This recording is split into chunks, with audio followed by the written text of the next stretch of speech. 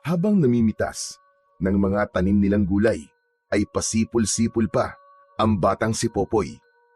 Tuwang-tuwa siya dahil doble ang ani nila ngayon kumpara sa mga nakaraang araw. Nakakatatlong basket na siya ng talong at okra, tig-2 basket ng patola at upo, 10 pirasong kalabasa at tig-1 basket ng sitaw at sigarilyas. Bukod pa roon, meron din siyang bunga at talbos ng kamote at ilang pirasong papaya. Bagamat iniisip niya kung paano pagkakasyahin ang lahat ng yun sa kanyang kariton, hindi pa rin maitago ang saya sa mukha niya habang pinagmamasdan ang mga naaning gulay. Aba, ang dami nating ani ngayon, Apo. Epektibong ang pampataba ang ibinigay ni Elias. Abay, ngayon lang tayo nag-ani ng ganito karami. Oo nga po, Lola. Dumoble rin po ang bunga ng mga pananim natin. Ang dami ko na po napitas, pero tignan niyo po, ang dami pa rin pipitasin. Nakakatuwagan tignan na hitik sa bunga itong mga tanim natin, Apo. Abay, nakakatanggal ng pagod. Sulit lahat ng pagod natin at paghihirap. Baka sa ibang araw ko na po pipitasin ng iba, Lola. Masyado na pong marami. Hindi na po magkakasya sa kariton ko. Tsaka baka mahirap na pong itulak. O sige, Popoy. Ikaw na bahala. Kung sakay di mahihirapan, doon ka.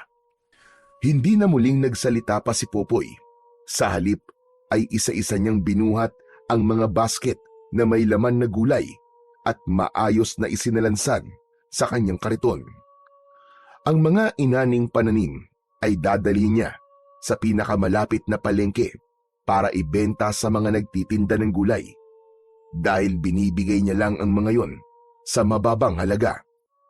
Madalas na pag-agawan ang paninda niya.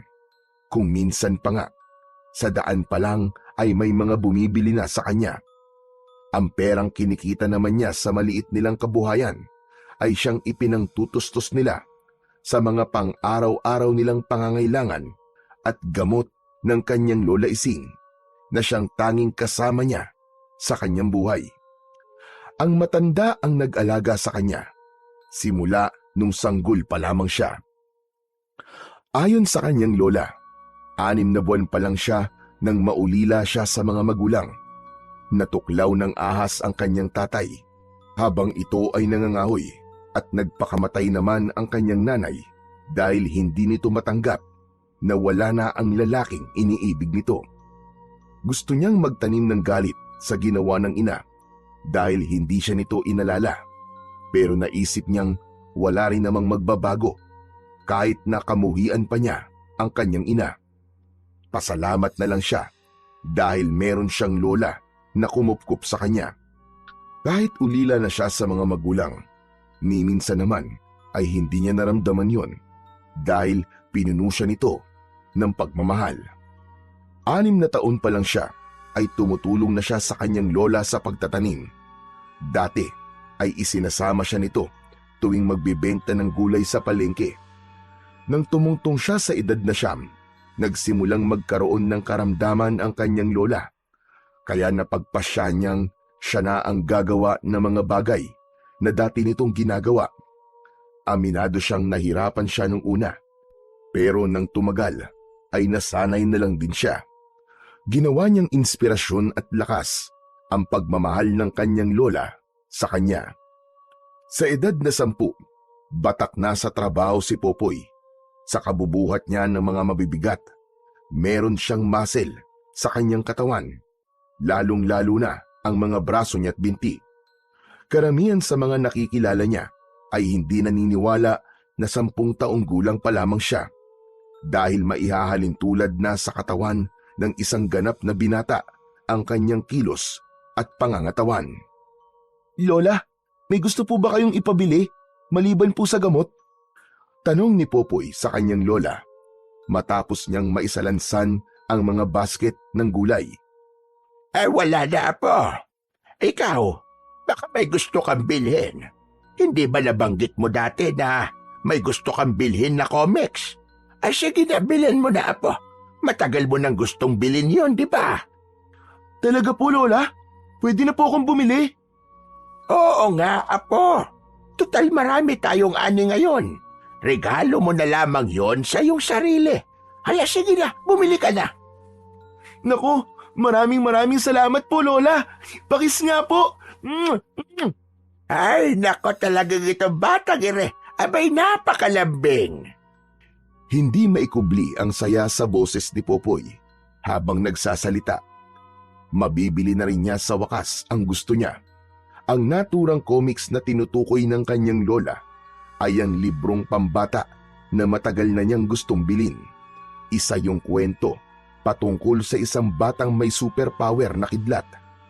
Tuwing napapadpad siya sa kabayanan, palagi siyang sumisilip sa isang pwesto na nagtitinda ng mga comics. Subalit dahil walang sapat na pera, hanggang tingin na lang siya palagi. Lola, aalis na po ako ha. O sige, apo. Mag-iingat ka, ha? Huwag kung saan-saan pupunta. Opo. Hindi pa man tuluyang nakakalabas si Popoy sa kanilang bakuran nang may humintong isang lumang truck sa tapat nila. Ang nagmamaneho ng naturang truck ay si Mang Elias, tauhan ng kanilang mayor. Magandang araw po sa inyo, Lola Ising, Popoy! Bumaba ang lalaki sa truck at naglakad palapit sa kanila. Kayo pala, Mang Elias. Magandang araw din po sa inyo. Magandang araw din sa'yo, Elias. Ano't napasugod ka ng maaga? Sinadya ko po talaga pumunta ng maaga para maabutan ko po itong si Popoy. Ha? Ako po, Mang Elias? Bakit naman po? Inutusan ako ni Mayor na bilhin na lang lahat ng mga naani niyong gulay ngayon. Ipapamigay raw niya sa mga kababaryo natin. At para na rin daw, hindi na kayo mahirapan pa na dalhin sa palengke yung mga yon. Hindi makapaniwala si Popoy sa kanyang narinig. Ganon din ang kanyang lola. Kailan lang kasi ay nagkaroon ng sagutan ang kanyang lola at si Mayor. Ipinagpipilitan kasi ng kanilang alkalde na pag-aari umano nito ang malawak na lupain na kanilang pinagtataniman, pati na rin ang kinatitirikan ng kanilang bahay. Gusto nito na umalis sila dahil balak daw umano nitong magpatayo ng pabrika na makapagbibigay ng karagdagang trabaho sa mga kababaryo nila. Hindi pumayag ang kanyang lola dahil yun na lamang ang meron sila, kung kaya't nagkaroon ng sagutan sa pagitan ng dalawa. Ano ka mo, Elias? Abe, tama ba naririnig ko? Hindi ba ako nabibingi? Bibilhin ka mo ni Mayor itong mga gulay namin. Abe, anong nakain ng amo mo at bigla siyang nagmalasakit sa amin? Yun po ang utos niya sa akin eh. Sumusunod lamang po ko, Lola Ising. Ang sabi po niya, simula raw ngayon ay siya na po ang bibili ng mga gulay ninyo. Lola, baka naman po bumabawi lang po si Mayor. Mabuti naman po at mukhang wala na siyang balak na kunin sa atin itong lupa natin. Abe, kung ganun nga, abe, mabuti naman. O siya, sige. Kung yan ang gusto niya, ikarga mo na ang mga yan sa likod ng sasakyan na po. Sige po, Lola. Mang Elias, ikakarga ko na po ah. O sige, sige. Dali-daling tumalima si Popoy at isa-isang binuhat ang mga basket upang isakay sa likuran ng truck. Nang matapos, ay muli siyang lumapit sa dalawa. Mang Elias, Lola, tapos na po. Naikarga ko na po lahat. Aba, ang bilis ah. Salamat, Popoy ah. Nag-usap na kami ng lola mo tungkol sa presyo. Nabayaran ko na rin. Sige po. Siya nga pala, marami pong salamat sa pampataba po na ibinigay niyo, Mang Elias ah. Dahil po ron, kaya marami po kaming ani ngayon. Yun lang ba? Wala yun, wag mo nang isipin yun, Popoy. Ang totoo niyan eh, galing yun kay Mayor. Siya ang bumili nun at pinabigay sa inyo. Mukhang tama ka, baka gusto niyang bumawi sa inyo. Pasensya na kung hindi ko kagad sinabi yan eh. Baka kasi hindi niyo tanggapin kapag nalaman yung galing sa kanya eh. At tama ka. Hindi talaga namin tatanggapin kung alam ko lang na sa kanya galing yon. Pero dahil nangyari na at napakinabangan na namin, pakisabi na lamang kay Mayor na maraming salamat. Ay, sige ho. Makakarating po sa kanya, Lola Ising. O paano ho? Mauuna na po ako. Tumangulang ang kanyang Lola Ising. Mang Elias, marami pong salamat uli Mag-iingat po kayo sa pagmamaneho. Salamat din, Popoy. Maiwan ko na muna kayo. Pagkasabi nun, ay sumakay na ang lalaki at bago paandarin ang sasakyan, ay kumaway muna ito sa kanila. Sinundan nila ng tingin ang papalayong truck at saka lang sila pumasok sa loob ng kanilang bahay nang tuluyan na yung mawala sa kanilang paningin. Lola Ising, masama pa rin po ba ang loob mo kay Mayor? Apo, hindi porket binigyan niya tayo ng pampataba at binili niya ang mga gulay natin, ay mawawala na kagad ang galit ko sa kanya. Hindi basta-basta mawawala sa isip ko ang ginawa niya dati sa atin. Naiintindihan ko naman po, Lola Ising, kung saan po nanggagaling ang galit nyo. Pero aminin nyo po, ang ganda po ng ginawa niyang pambawi sa atin, ano? Hindi na tayo magpapakahirap na magbenta ng gulay simula ngayon. Tama ka, Apo. Mabuti naman at mukhang wala na siyang balak na ituloy ang plano niya. Ayos! Nasagot na po ang gabi-gabi nating pagdarasal, Lola Ising. Makakatulog na po ulit tayo ng mapayapa, lalo na po ikaw. Tama ka. Mapapanatag na rin sa wakas ang loob ko, Apo.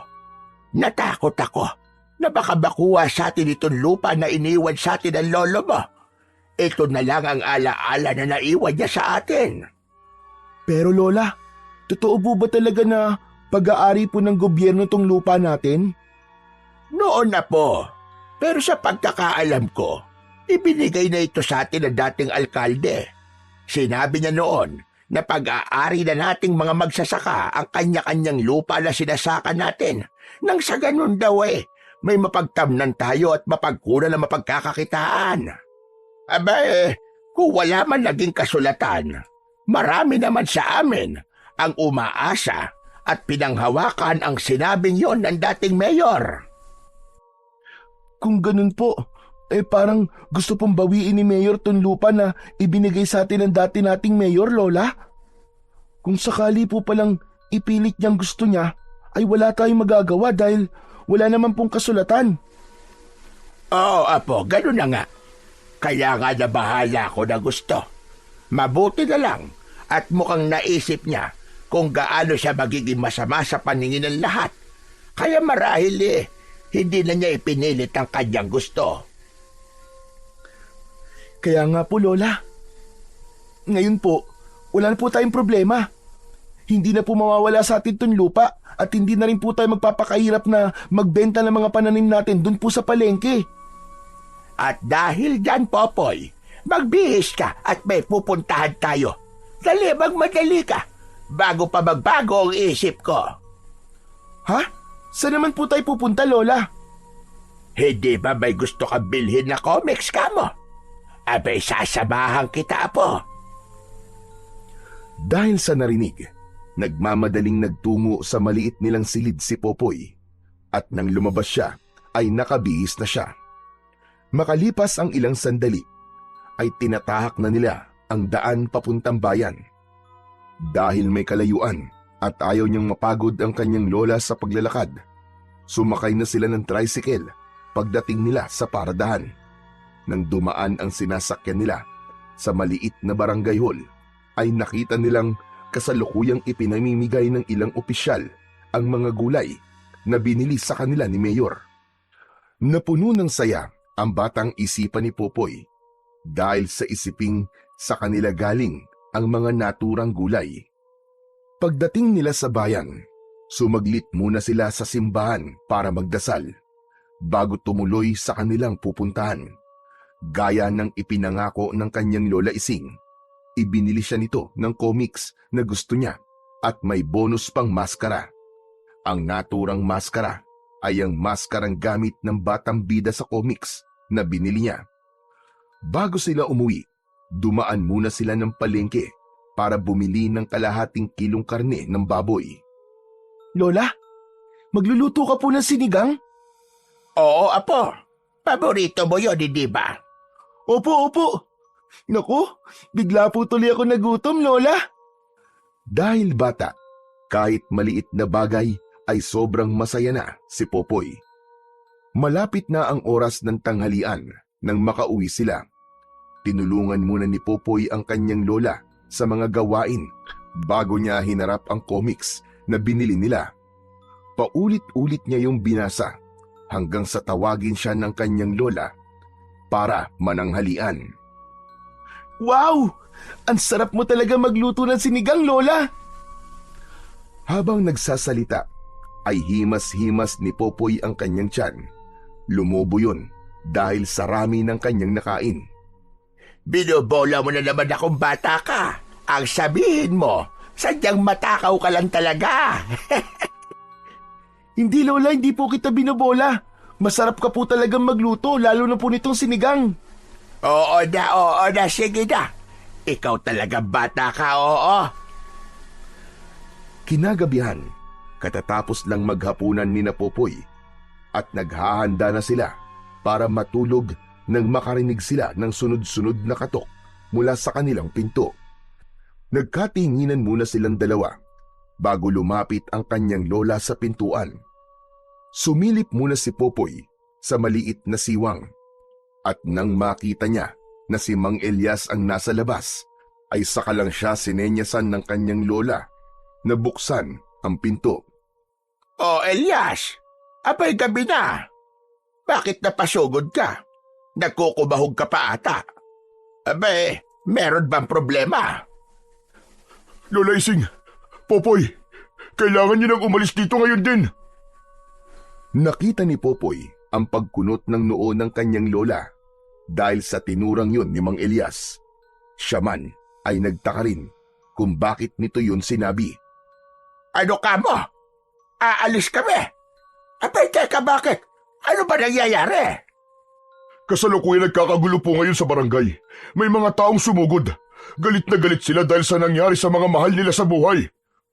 Mas lalong nadagdagan ang tanong sa isip ni Popoy dahil sa kanyang narinig. Hindi niya napigilan ang sarili at sumingit na siya sa usapan. Teka, sandali lang po.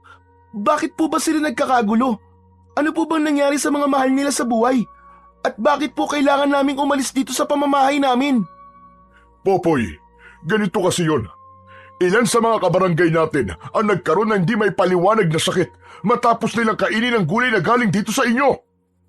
Nawindang si Popoy at ang kanyang lola dahil sa sinabing yun ni Mang Elias. Po! Paano po nangyari yun? Hindi ko rin alam, Popoy. Basta naniniwala sila na dahil dun sa gulay kung kaya't nangyari ang ganun. Kaya ngayon, gusto nilang papanagutin ang may sala. Nakarating na kay Mayor ang nangyari, kaya agad niya akong inutusan na magpunta rito para balaan kayo. Anumang oras, baka sumugod na rito ang mga tao. Nag-aalala si Mayor at baka malagay kayo sa panganib. Abay, bakit kami aalis dito? Wala na ba kami kinalaman sa mga nangyari? Bakit kami ang sisisihin nila? Tama po si Lola Ising, Mang Elias. Wala po kaming kasalanan doon.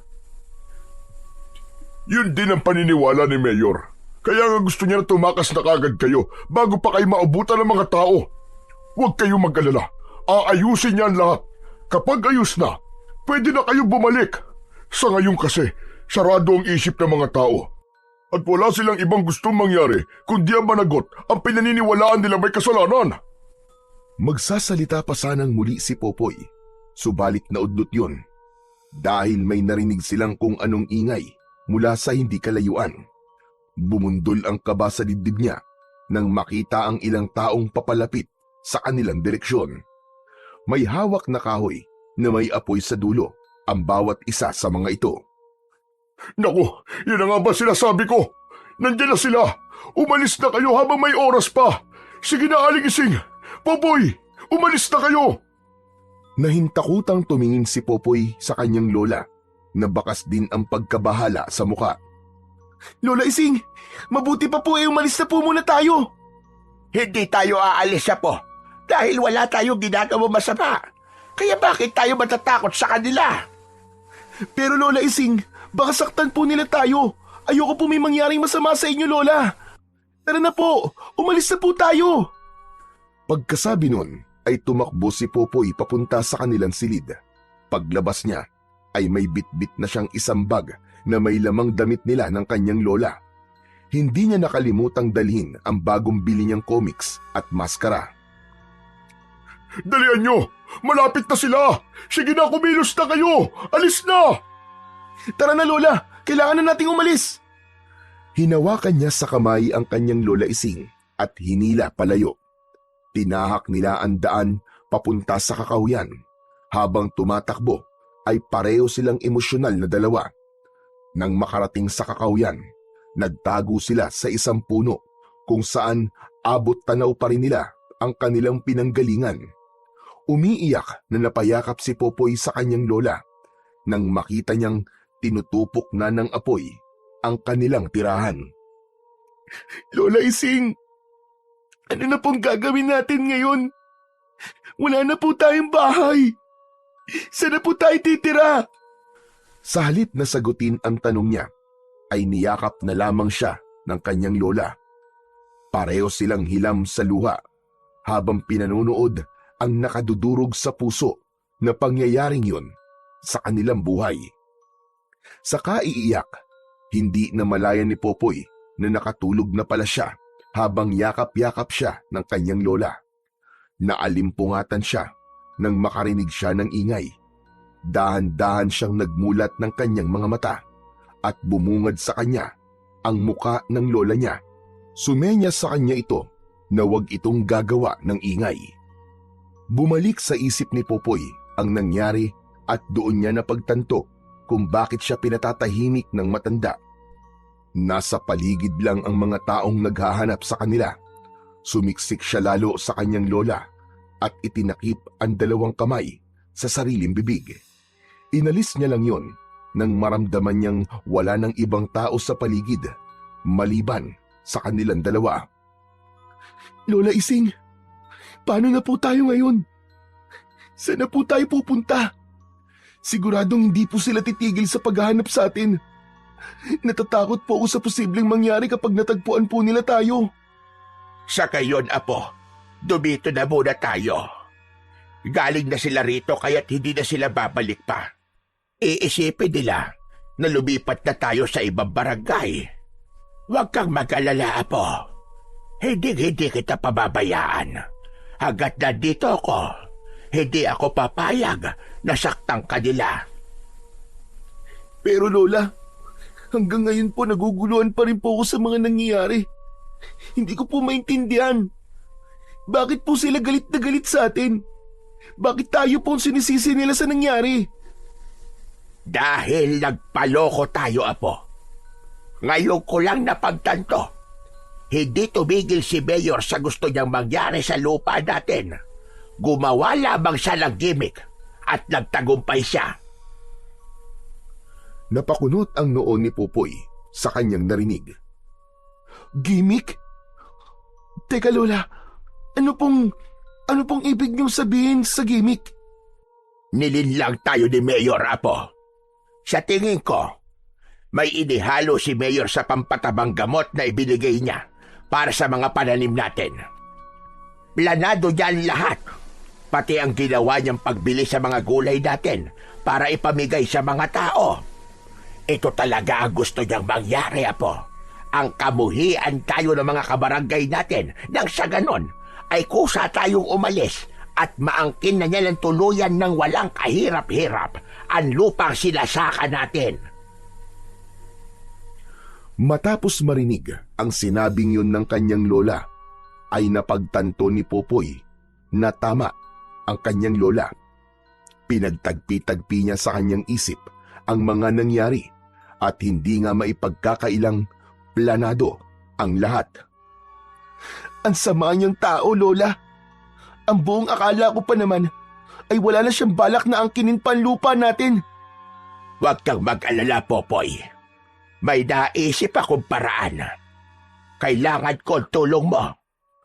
Ano pong naisip niyo, Lola? Kilala mo si Kapitan, di ba? Magtungo ka sa kanya at humingi ka ng tulong. Sabihin mo kung ano ang totoong nangyari. Matutulungan po kaya tayo ni Kapitan, Lola Ising? Paano po kung hindi? Kilalang mabait at matulungin na tao ang kapitan natin, Apo. Kung sakali bang hindi na tayo matutulungan na malinis ang ating pangalan, baka man lang mabigyan niya tayo ng bagong tirahan na pwedeng mapagtaguan. Sige po, bukas na bukas din po. Pupuntahan ko po siya. Salamat, Apo. Ngunit mag-iingat ka, ha? Wala pwedeng makakilala sa'yo hanggat hindi mo pa nakakausap si Kapitan dahil masyadong delikado. Opo, naiintindihan ko po. Huwag po kayong mag-alala. Babalik po ko rito na may dalang magandang balita. Kinabukasan, hindi pa man gaanong sumisikat ang araw, ay lumakad na si Popoy papunta sa bahay ng kapitan. Sa daan, todo iwas siya sa mga taong nakakasalubong niya. Sinadya niyang bagalan ang paglalakad upang hindi siya mahalata. Makalipas ang halos kalahating oras, nakarating din siya sa kanyang destinasyon. Kapitan? Kapitan! Tao po! Kapitan! Habang sumisigaw sa labas ng tarangkahan, ay patingin-tingin sa kanyang paligid ang batang si Popoy. Bagamat walang gaanong kapitbahay dahil malapit din sa bukid ang bahay ng kapitan, nanatili pa rin siyang alerto.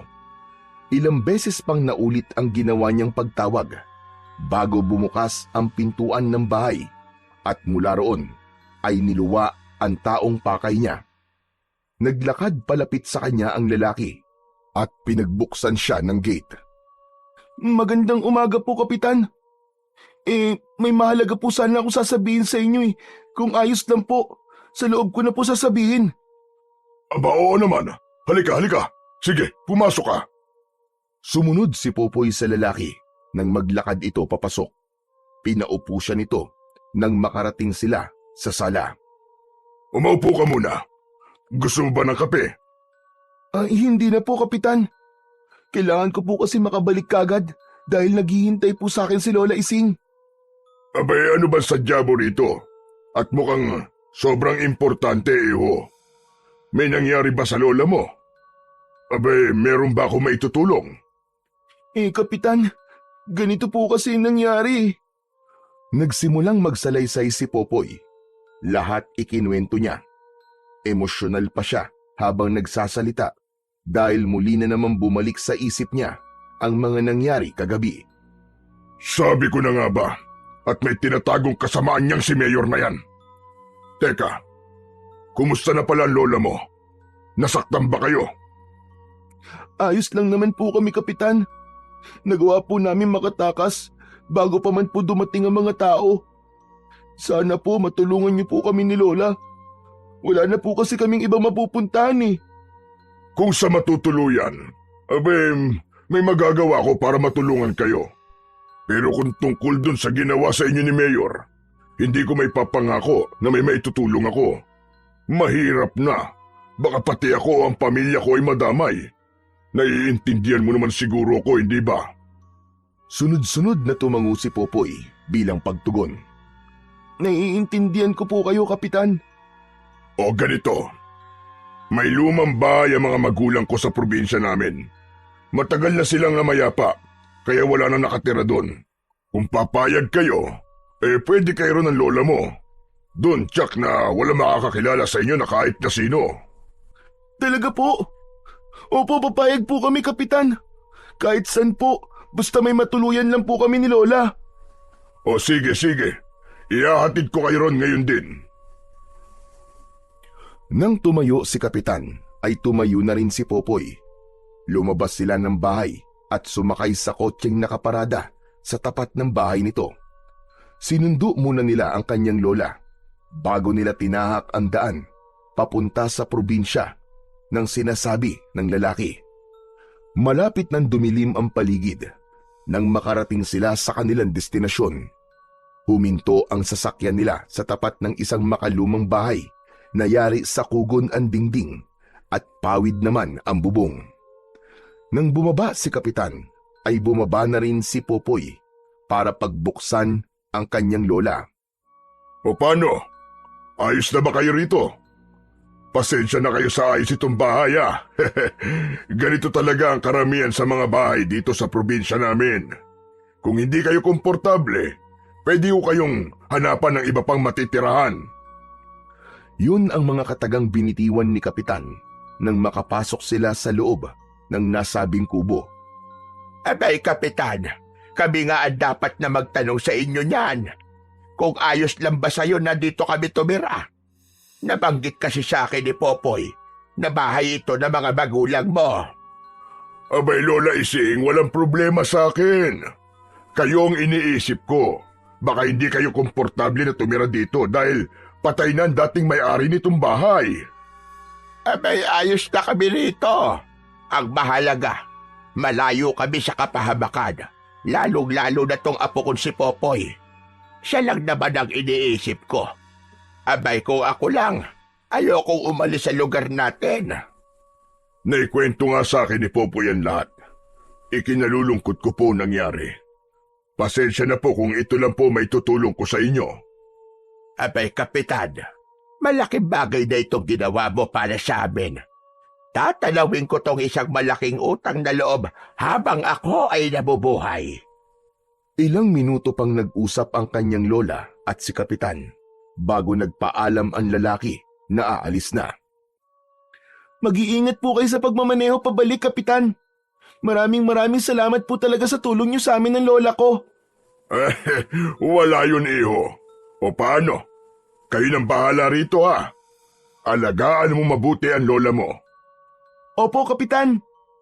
Inihatid muna nila ang lalaki sa labas at hinintay na tuluyang makaalis bago sila pumasok sa loob ng bahay. Namayani ang katahimikan sa pagitan nilang dalawa at ilang sandali pa ang lumipas ay humihikbi na ang kanyang lola. Hindi na niya kailangan pantanungin ang dahilan. Sa halip, nilapitan niya ang matanda at niyakap. Nang gabing iyon, ay naging mailap ang antok kay Popoy. Hinintay niyang makatulog ang kanyang lola at pagkatapos ay siya naman ang umiyak. Awang-awa siya sa sitwasyon nila. Bandang 2:00 ng madaling araw, nagsimulang kumulog at kumidlat. Ilang sandali pa ay maririnig na mula sa labas ng bahay ang ingay ng pagpatak ng ulan. Sa kanyang kinahihigaan, pabiling baliktad si Popoy. Hindi pa rin siya makatulog. Biglang natigilan si Popoy sa gagawin niya sanang pagtagilid dahil tila may kung anong mabigat na bagay ang bumagsak sa kanilang bubong. Inakala niyang guni-guni lang ang lahat nung una. Subalit nang mapansin niyang may naglalakad sa bubungan, ay kagad nang bumundol ang kaba sa kanyang dibdib. Sunod-sunod niyang kinalabit si Lola Ising habang ang atensyon niya ay nasa itaas. Nang magising ang matanda, ay nagtataka siya nitong tinignan. Hindi siya nagsalita. Sinenyasan niya lang ang kanyang lola na tumingin sa bubong. Katulad ng naging reaksyon niya, halatang natakot din ito matapos malaman ang kasalukuyang nangyayari. Sabay silang napalingon sa bintana nang biglang bumukasyon ay bumungad sa kanila ang isang matanda na may nakakatakot na itsura. Kulubot ang balat nito sa muka, nakausli ang matutulis na mga ngipin at nakaunat pareho ang naaagnas na nitong mga braso. Atras na po! Atras! Hinawakan siya ng kanyang lola sa kamay at hinila siya palabas ng silid. Pagdating sa pintuan, pareho silang natigilan nang pagbukas nila ay bumulaga sa kanila ang isang matandang lalaki. Higit na mas nakakatakot ang itsura nito kaysa sa matandang babae na nakita nila kanina dahil halos buong mukha nito ay naaagnas na. Napayakap si Popoy sa bewang ng kanyang lola at sabay silang napaatras nang magsimulang humakbang palapit sa kanila ang matandang lalaki. Huminto lang sila sa pag-atras nang mapagitnaan sila ng dalawang matanda.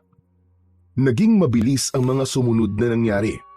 Namalaya na lang ni Popoy na nakatumba na siya sa papag na sahig at nakikipagtagisan ng lakas sa matandang babae na bigla na lamang sumunggab sa kanya. Habang pilit na nilalabanan ang matanda para wag siya nitong masakmal, ay nakatuon ang atensyon niya sa kanyang lola na kasalukuyan ding inaatake ng matandang lalaki. Lola! Lola Ising! Nanlaki ang mga mata ni Popoy nang makita niyang sinakmal nito ang leeg ng lola niya. Upang makawala sa matandang babae, hinawakan niya ang gilid ng ulo nito at inuntog sa haligi, saka siya tumayo. Gamit ang kahoy na pangtungkod sa bintana, lumapit siya sa matandang lalaki at hinampas ito sa ulo ng paulit-ulit. Tumakas ka na, Apo! Iwan mo na ako rito! Tumakas ka na! Habang nagsasalita, ay bumubulwak ang dugo nito mula sa bibig.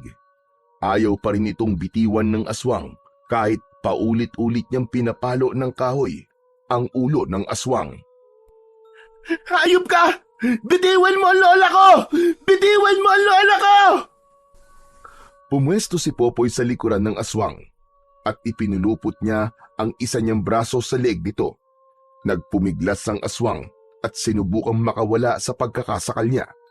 Wala na sana siyang balak na bitiwan ang leeg nito, subalit biglang may sumunggab sa kanya mula sa likuran, dahilan para makabitaw siya. Halos mawalan siya ng ulirat dahil sa tindi ng sakit na nararamdaman niya ng mga oras na yon. Ramdam niya ang pagbaon ng matutulis na ngipin ng matandang babae sa kanyang balikat. Sa kabila ng nararamdaman sakit, sinikap pa ring manlaban ni Popoy nang makita niyang muli na namang sinakmal ng matandang lalaki ang kanyang lola. Tumakas ka na, iho! Iligtas mo na ang iyong sarili! Tumakas ka na! Habang sinasabi yun, ay rinig niya na may halo ng pagmamakaawa sa boses ng kanyang lola. Lola Ising! Babalik po ako! Hihingi po ako ng tulong! Babalikan ko po kayo! Pagkasabi nun ay tumakbo siya palabas at walang direksyon na tumakbo. Hindi pa man gaanong nakakalayo ay nakita niyang hinahabol siya ng matandang lalaki. Kung saan-saan sumuot si Popoy habang palingon-lingon sa paligid. Umaasa siyang may bahay siyang makikita na pwede niyang hingan ng tulong. Sa kakatakbo, bigla siyang nahulog sa isang matarik na daan. Gumulong siya paibaba at hindi niya mabilang kung ilang beses siyang nauntog at natusok ng matutulis na sanga. Makalipas ang ilang minutong paggulong sa ilalim ng isang malaking puno siya bumagsak. Walang ibang nararamdaman si Popoy ng mga sandaling yun, kundi puro sakit. Halos lahat ng parte ng katawan niya ay merong sugat at galos. At dahil sa hindi mabilang na pagkakauntog, duguan na ang kanyang muka. Dahil sa dugong pumapatak mula sa mga natamo niyang sugat sa ulo, ipinikit niya ang naniningkit niyang mga mata nang makita niyang saglit na kumislap ang kalangitan. Hudyat yun, nakikidlat anumang segundo. Ang sumunod na nangyari ay nagmistulang kidlat sa bilis. Pagdilat niya ng kanyang mga mata ay sumalubong sa kanya ang malakas na boltahe ng dagitab o kidlat. Bago tuluyang magdilim ang paningin niya, ay naramdaman ni Popoy na umuusok ang kanyang buong katawan at hindi siya makagalaw. Makalipas ang 2 linggo, nagising si Popoy sa hindi pamilyar na silid. Wala na siyang nararamdamang anumang sakit sa katawan, subalit ramdam niyang merong kakaiba sa kanya. Bumangon siya mula sa pagkakahiga at inilibot ang paningin sa kabuuan ng silid. Tumuon ang atensyon niya sa isang mesa na puno ng samot-saring bagay na nakalagay sa ibabaw nun. May mga garapon na ang laman ay dahon at ugat.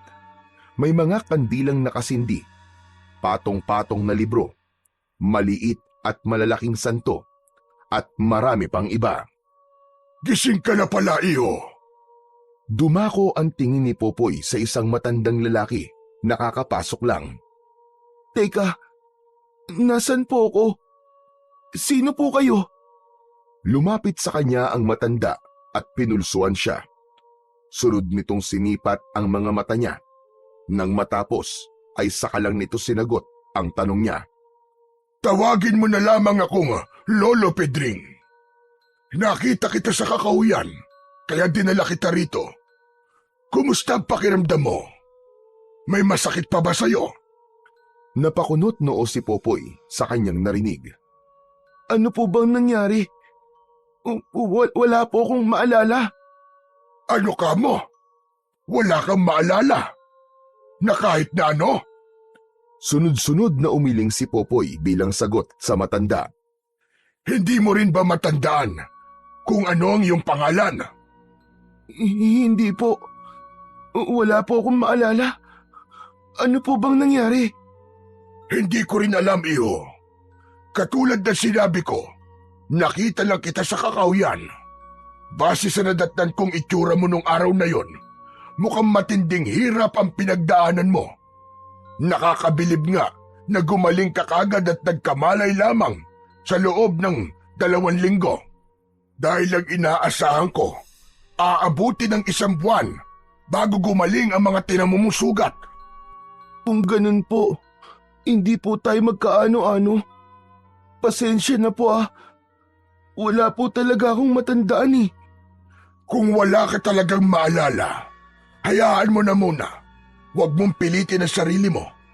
Pansamantala lang naman siguro yung pagkakalimot mo. Kusa din babalik yan kapag nagtagal. Sana po bumalik na po agad ang mga alaala ko. Baka may mga magulang po ako na naghihintay sa akin. Baka nag-aalala na po sila. Huwag ka mag-alala, iyo. Babalik din yan. Hintayin mo lang. Dahil kapag pinilit mo ang sarili mo na alalahanin ang lahat, sasakit lamang ang ulo mo. Kapag nagkataon, baka mas lalo ka lang mahirapan na maalala ang lahat. Magsasalita pa sanang muli si Popoy, subalit naudlot yun dahil may narinig siyang pagsigaw mula sa labas. May tumatawag sa pangalan ng matanda. Bahagyang sumilip si Popoy sa bintana at may nakita siyang 3 tao na papalapit. 2 babae at 1 lalaki.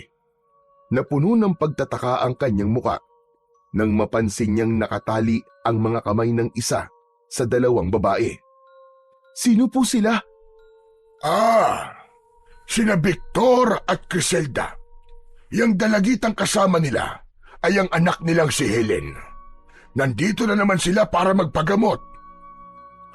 Nang lumabas ang matanda, ay sumunod siya rito.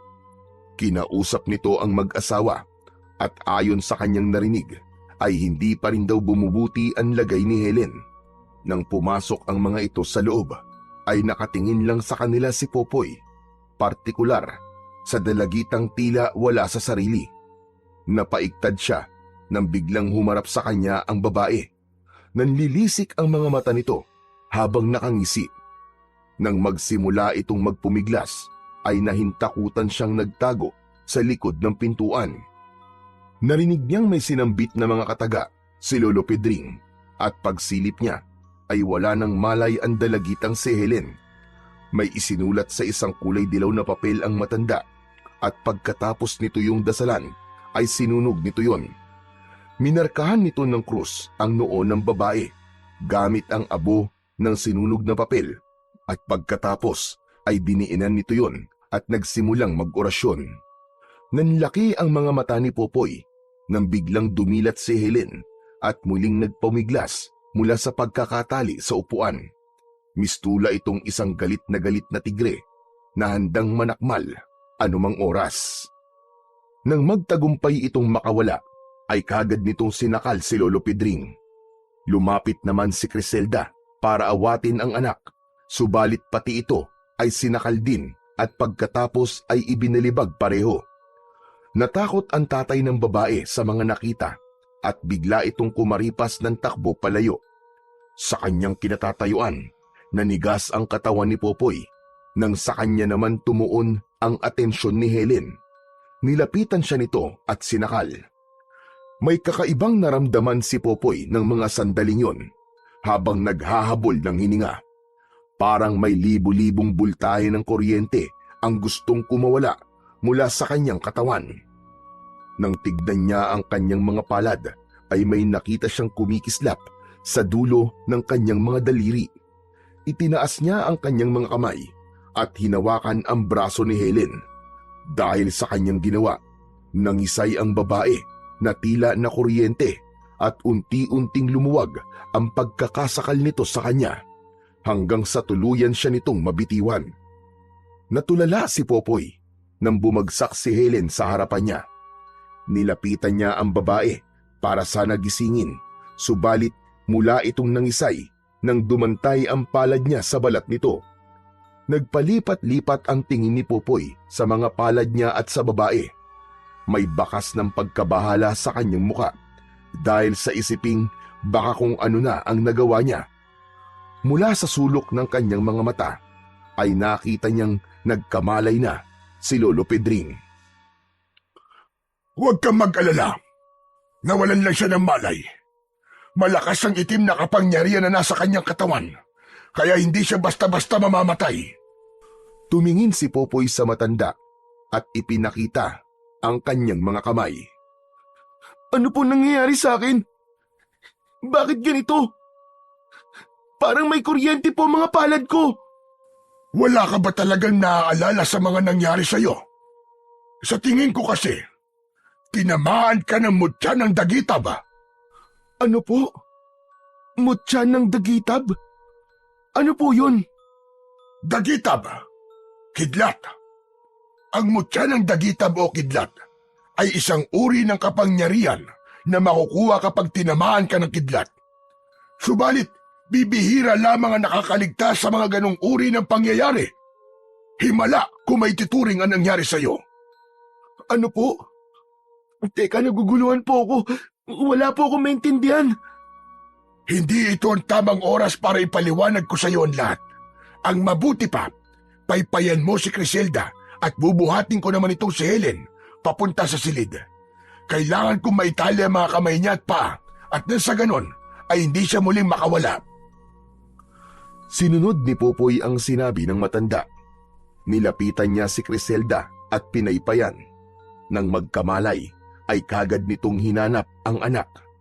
Inalalayan niya ang babae na makatayo at sabay silang nagtungo sa silid kung saan naabutan nilang ginagamot na ni Lolo Pedring si Helen. Nanatili silang nakatayo sa may pintuan at pinanood ang ginagawa ng matanda. Muli na namang nasaksihan ni Popoy kung paano nagpumiglas si Helen nang magsimulang magbanggit ng dasal si Lolo Pedring. Nagtagal ng ilang minuto ang pagwawala nito bago nawalan ng malay. Nang muling magkamalay, kalmado na ang mukha nito at wala na ang nakakatakot na boses. Kaagad na nilapitan ni Criselda ang anak at niyakap. Hindi pwedeng palagi na lamang ganito, Criselda. Sinabi ko na sa iyo nung una pa lang kung ano ang magiging dulot nito. Kailangan mo nang magdesisyon bago pa sumapit ang kabilugan ng buwan. Bagamat nagtataka si Popoy sa sinabing yun ni Lolo Pedring kay Criselda, ay nanatili lang siyang nakamasid hanggang sa tuluyang umalis ang mag-ina. Kinagabihan ng araw na yon, kakatapos lang nilang maghapunan nang tawagin siya ni Lolo Pedring. Hinawakan nito ang dalawa niyang kamay at tinignan. Iho, masyadong malakas ang kapangyarihang nananalaytay sa mga ugat mo. Maaari kang makapanakit ng hindi sinasadya kapag hindi mo ito nagawang kontrolin. Ang mutya ng dagitab ang pinakamakapangyarihan sa lahat ng mga mutya. Wala pa ako nabalitaang may nabuhay matapos na tamaan ito.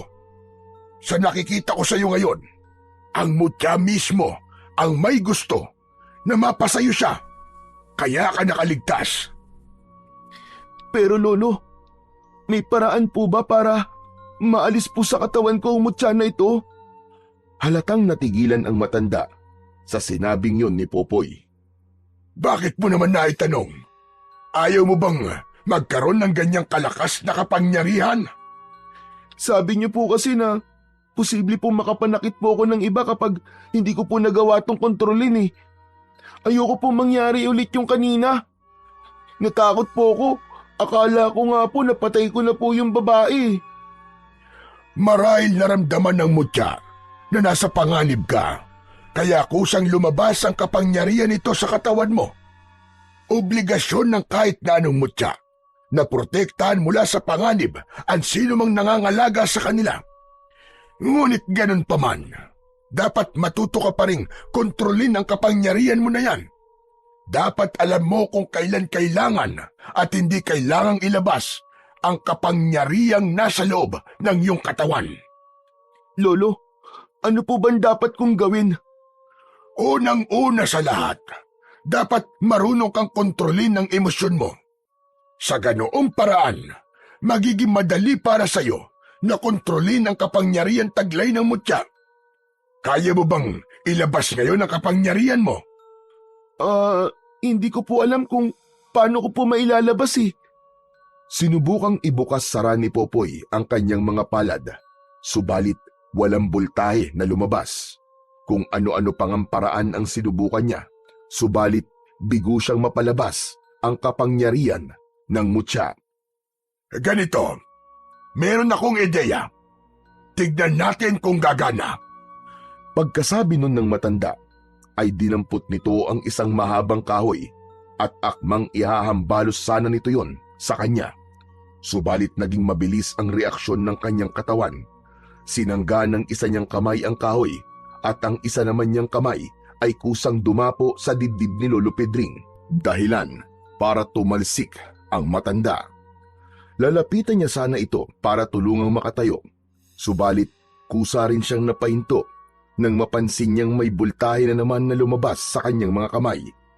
Tiyak niyang mangyayari sa matanda ang nangyari kanina sa babae sa oras na hawakan niya ito.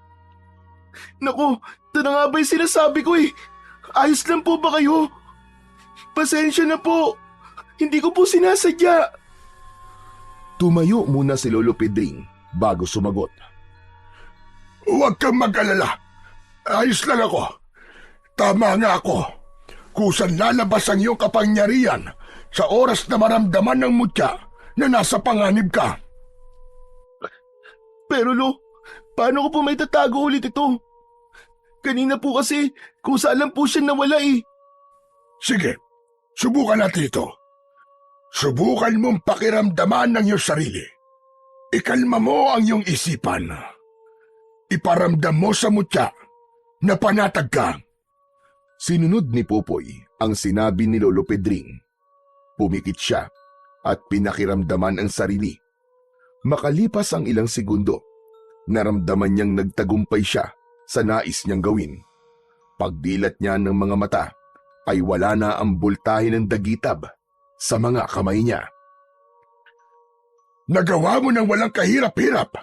Sa tingin ko, magkakasundo kayo ng iyong mutya. Sana, gamitin mo yan sa mabuting paraan. Huwag mong abusuin ang kapangyarihang pinagkaloob sa'yo. Sa totoo lang po, hindi ko naman po ito kailangan eh. Ang gusto ko lang po ay bumalik na po ang alaala ko para malaman ko po kung saan po ako uuwi. Baka hinahanap na po ako sa amin eh. Hindi pa kita ganong kilala. Pero sa nakikita ko, masasabi ko namang isa kang mabuting bata. Yun marahil ang dahilan kaya pinagkalooban ka ng mutya. Alam mo ba, na hinangad ko noon na magkaroon ng ganyang kapangyarihan. Subalit, sadyang iba ang nakatadhana para sa akin. Matagal na po ba kayong nanggagamot? Abay oo, ilang dekada na iyo. Angkan kami ng mga albularyo. Kilala ang pamilya namin sa kahit saang karatig lugar sa larangan ng panggagamot. Nakita ko nga po kanina kung gaano po kayo kagaling manggamot. Nagawa niyo pong paalisin yung masamang espiritu dun sa katawan po ng babae. Mali ka. Hindi pa siya magaling. At hindi na siya gagaling. Ang ginawa ko kanina, pinigilan ko lang na huwag mapaaga ang pagiging yanggaw niya. Subalit pagsapit ng kabilugan ng buwan, wala na akong magagawa pa. Yanggaw? Ano po yung yanggaw? Sigurado ka bang gusto mong malaman? Hindi nagdalawang isip na tumango si Popoy. Yanggaw ang tawag sa isang tao kapag nahawaan ng pagiging aswang. Ha? Aswang? Tama po bang narinig ko? May aswang po dito? Hindi po ba sila yung nangangain po ng mga tao? Tama ka. Sila nga. Marami niyan dito sa mundo. Pero naiiba ang yanggaw dahil hindi sila yung pinanganak na may lahi na talagang aswang. Katulad na lamang ni Helen. Nahawa lamang siya. Nakakahawa po pala ang aswang. Pero paano po siyang nahawa? Nakagat siya ng amalanhig. Isang uri ng aswang na may hahalin tulad sa patay na muling nabuhay. Yung bang parang zombie. Nagiging amalanhig ang isang aswang kapag namatay sila na hindi naiisalin sa iba ang pagiging aswang nila. Nabubuhay sila tuwing gabi upang maghanap ng dugot laman.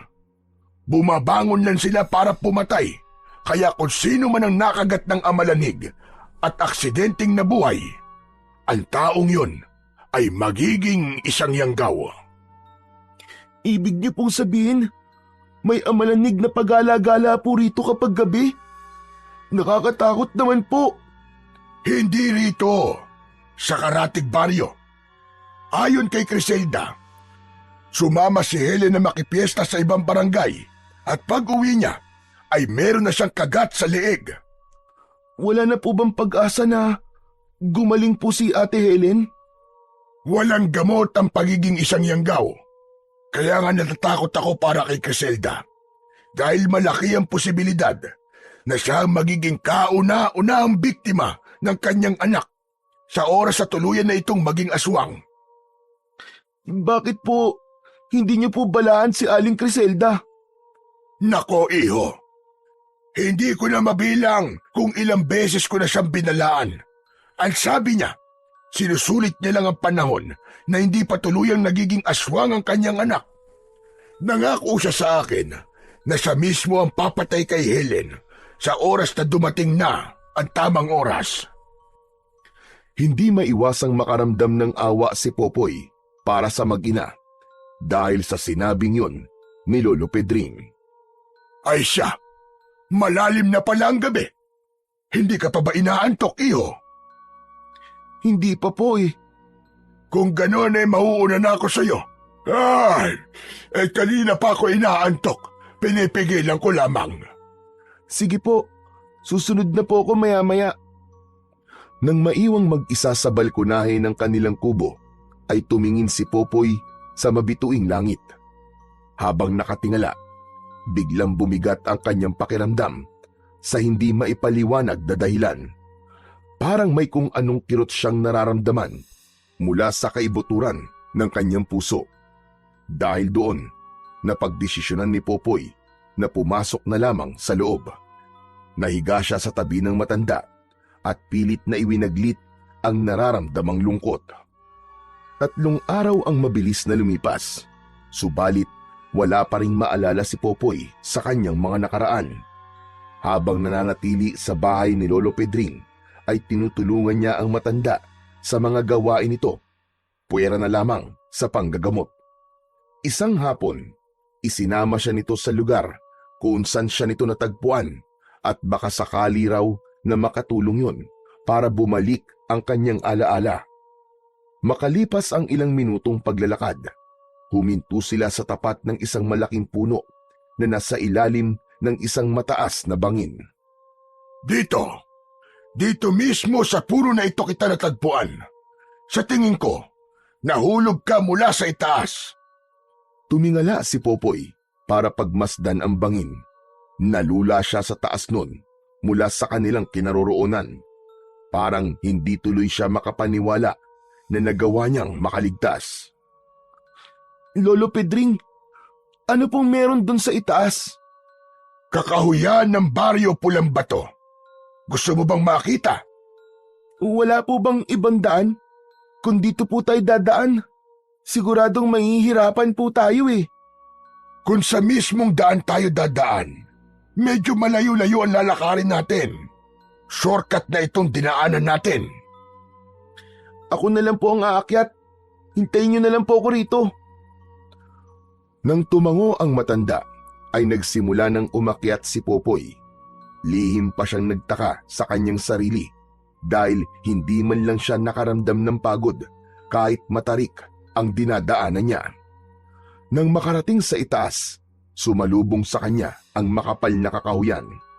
Inilibot niya ang paningin sa paligid at nagbabaka sakaling may makita siyang makakatulong upang bumalik ang kanyang alaala. Subalit, bigo siyang bumaba. O ano? Anong nakita mo? Wala ka bang nakitang pamilyar sa iyo? Salubong na tanong sa kanya ni Lolo Pedring pagkababa niya. Wala po eh. Puro mga puno lang po nandun. Ay nako. O siya, malapit ng dumilim. Uwi na ba tayo? Sige po, balik na lang po tayo ulit sa ibang araw. Habang naglalakad pa uwi, ay bagsak ang mga balikat ni Popoy. Gusto na niyang bumalik ang kanyang mga alaala, subalit hindi naman niya alam kung paano. Huwag ka nang malungkot. Babalik din ang mga alaala mo. Sa ngayon, huwag mo na lang munang pilitin ang sarili mo na alalahanin ang lahat.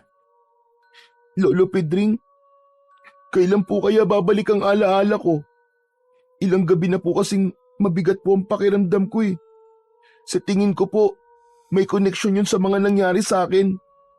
Baka hinahanap na po ako ng mga magulang ko at sobra na po sila nalulungkot, kaya ganito po ang pakiramdam ko palagi. Gusto mo bang magtungo tayo bukas sa Baryo Pulang Bato? Baka doon ka nakatira at baka may nakakakilala sa'yo. Sige po Lolo Pedring. Gusto ko na po kasi talagang maalala ang lahat eh. O sige, bukas na bukas din ay sasamahan kita magpunta roon. Sana hindi masayang ang lakad natin. Maraming salamat po Lolo Pedring. Nang gabing yon, muli na namang naging mailap ang antok kay Popoy. Bandang 12:00 ng gabi, binulabog sila ng sunod-sunod na katok mula sa labas. Nagising si Lolo Pedring at nang buksan nito ang pinto, ay sumalubong sa kanila si Hector, asawa ni Aling Criselda. May malaking sugat ang lalaki sa leeg na siya nitong tinakpan gamit ang isa nitong kamay. Ayon sa lalaki, tuluyan nang naging aswang si Helen at napatay ng dalagita ang sariling ina. Lumingon sila sa pinanggalingan ni Hector at nakita nila si Helen, subalit malayong malayo na ang itsura nito sa dati nitong muka. Naging nakakakilabot na itong tignan dahil sa matutulis nitong mga kuko at ngipin na nakausli. Pinapasok nila ang lalaki sa loob at isinara ang pintuan. Pumasok si Lolo Pedring sa silid nito at nang lumabas ay may sukbit na itong itak. Dito lang kayo. Hindi niya kayo kayang lapitan hanggat nandito kayo sa loob dahil takot ang aswang sa mga bagay na nandito. Saan po kayo pupunta Lolo Pedring? Ngayon na tuluyan na naging aswang si Helen, ay wala na siyang ibang gagawin kundi ang mambiktima. Kailangan ko siyang pigilan. Pero Lolo Pedring, hindi po ba delikado? Baka mapano po kayo? Huwag ka mag-alala. Hindi ito ang unang beses na may kakaharapin akong aswang. Minsan na ako may napatay na mag-asawang aswang noon sa Baryo Pulang Bato. Magtatanong pa sana si Popoy, subalit tumalikod na si Lolo Pedring at lumabas. Sinundan niya ang matanda at sinubukang pigilan, subalit hindi siya nito pinakinggan. Nang lumampas ng 10 metro si Lolo Pedring mula sa bahay nito, ay kagad na itong sinugod ng aswang. Habang pinanonood ang pagtatagisan ng dalawa, ay nag-isip ng paraan si Popoy kung paano siya makakatulong. Pumikit siya at sinubukang pakiramdaman ng sarili. Hinanap niya ang presensya ng mutya sa kanyang katawan. Makalipas lang ang ilang segundo, ay nagtagumpay siyang ilabas ang kanyang kapangyarihan. Nang may makita siyang lubid, kinuha niya yon at pagkatapos ay lumapit sa aswang. Naging kasing bilis ng kidlat ang bawat pagkilos niya. Pinaikutan niya ito ng ilang beses hanggang sa maipalupot niya ang buong lubid sa katawan nito. Pinilit pa rin itong makawala, kaya napilitan siyang padaluyan ng bultahe ng dagitab ang lubid na hawak niya. Nangisay ang aswang at bumagsak pagkatapos. Nilapitan ito ni Lolo Pedring at tinaga sa mismong dibdib. Bagamat naaawa siya sa sinapit ng dalagita, alam naman niyang para sa kaligtasan ng lahat ang ginawang yon ng matanda. Pagpasok nila sa loob, naabutan nilang wala na ring buhay si Hector. Hindi kinaya ng lalaki ang natamo nitong sugat. Nang gabi ring yun, sabay nilang sinunog ang bangkay ng mag-ama. Lolo Pedring, nabanggit niyo po kanina na dati na po kayong may napatay na aswang dun po sa baryo Pulang Bato. Totoo po ba yun? Oo, matagal ng panahon yun. Mahigit 3 dekada nang nakararaan.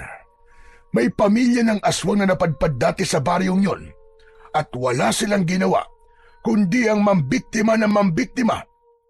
Ilan sa mga taga-roon ang lumapit sa akin at tumingi ng tulong. Nagawa ko mapatay ang mag-asawa pero nagawang makatakas ng binatilyo nilang anak. Ang sabi niyo po, nakagat po ng amalanig si Ate Helen, kaya po siya naging yanggaw. Hindi po kaya ang kumagat po sa kanya ay isa sa 2 aswang na napatay niyo po noon? Iyan nga rin ang hinala ko.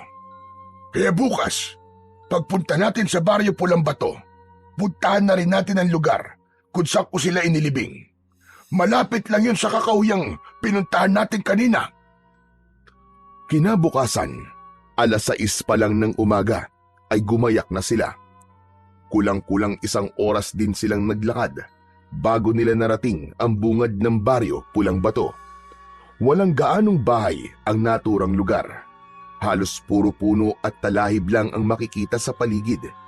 Nagpatuloy sila sa paglalakad hanggang sa makarating sila sa tapat ng isang bahay kubo na gawa sa kugon. Lolo Pedring, kanino pong bahay ito? Bahay ito ng mag-asawang aswang na pinatay ko noon. Sa likod nito, doon ko sila inilibing.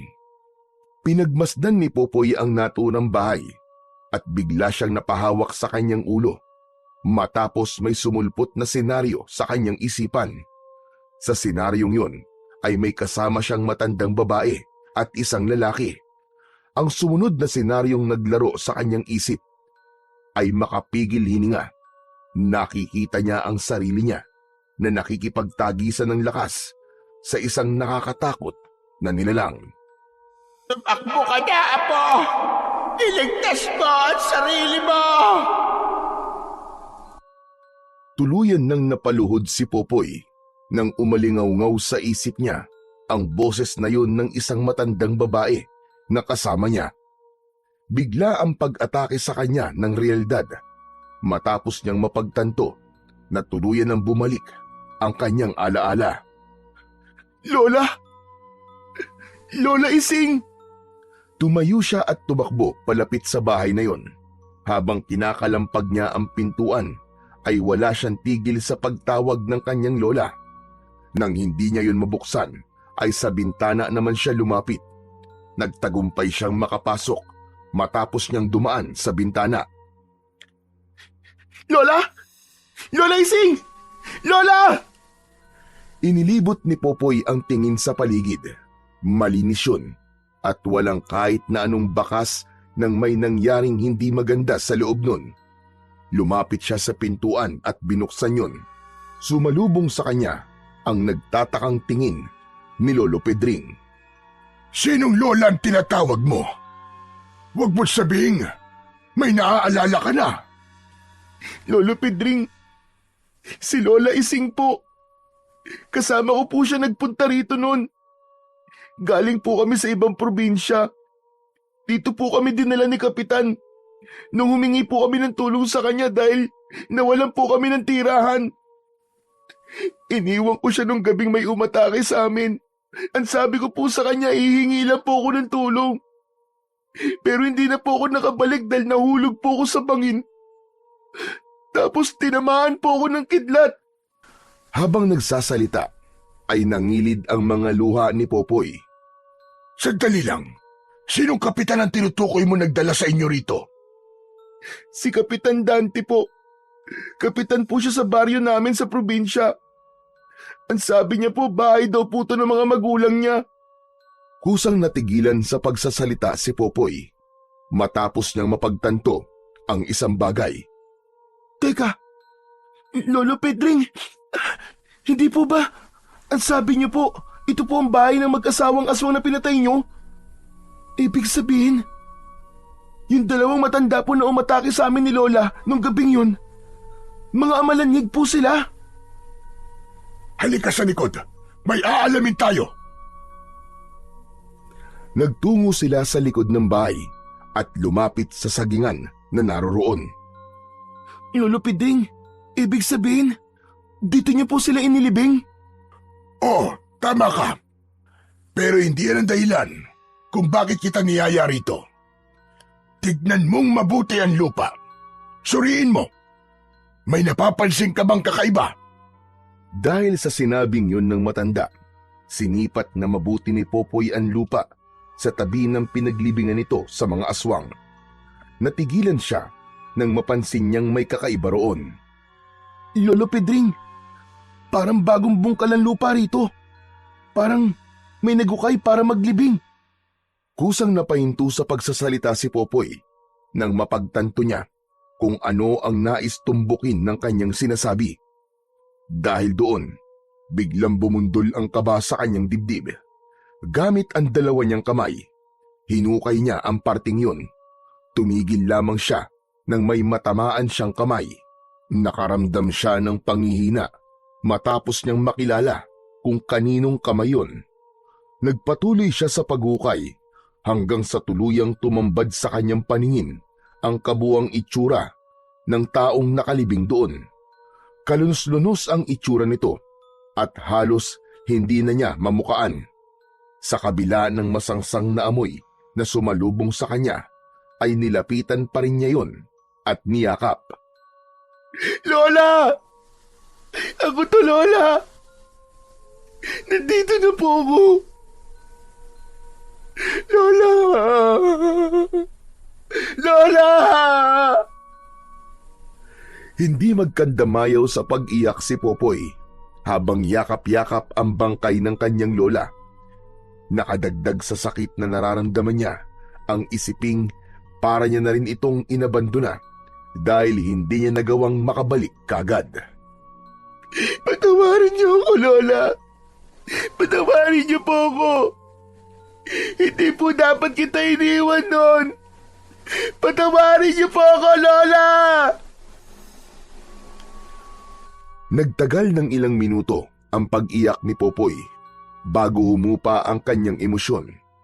Inalis niya ang katawan ng lola niya sa hukay na yon at napagdesisyonan niyang sunugin na lang, ayon na rin sa suwestyon ni Lolo Pedring. Habang pinapanood na unti-unting tinutupok ng apoy ang matanda, ay muli na naman siyang napaiyak. Naiintindihan niya na ngayon kung bakit mabigat ang pakiramdam niya nitong mga nakaraan. Dahil alam pala ng puso niya kung ano ang nangyari. Ang buong akala pa naman niya ay meron pa siyang pamilyang uuwian sa oras na bumalik ang kanyang alaala.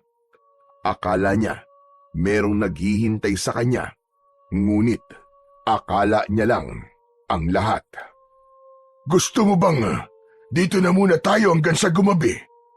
Tiyak na babangon ng mga yan. Mamaya, lalo na't kabilugan ng buwan.